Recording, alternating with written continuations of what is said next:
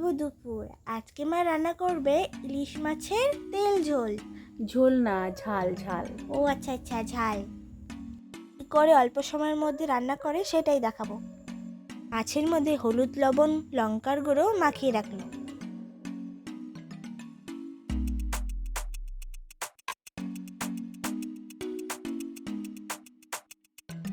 তারপর কড়াইয়ের মধ্যে তেল দিয়ে কালো জিরা ফোড়ন দিল। এক এক করে সব মশলা দিয়ে দিল।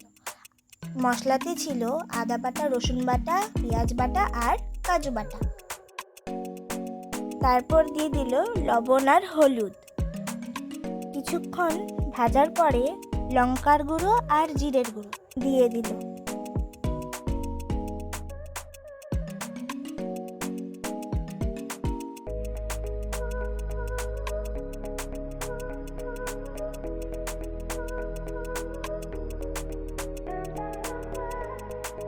কিছুক্ষণ মশলাটা ভাজার পরে মা এক এক করে মাছগুলো দিয়ে দিল।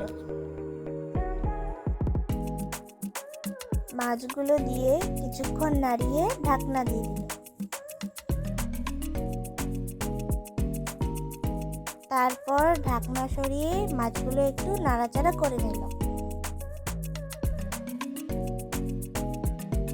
তারপর আগের থেকে রেডি করা মা সর্ষে বাটাটা দিয়ে দিল।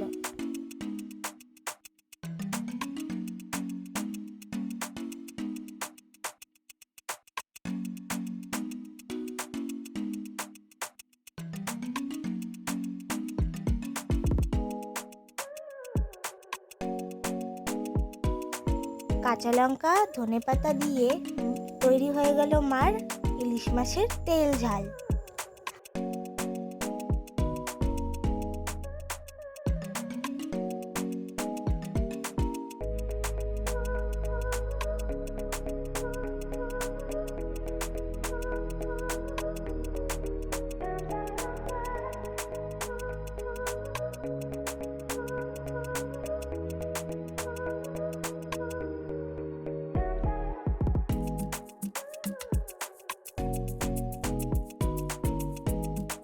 দাঁড়াও, খেয়ে বলি কেমন হয়েছে।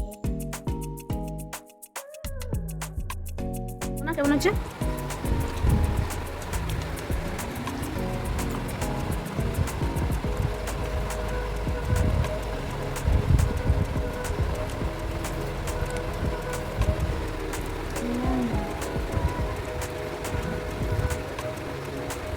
খুবই টেস্টি, মানে বলার মতন না। তাই খুব ভালো হয়েছে।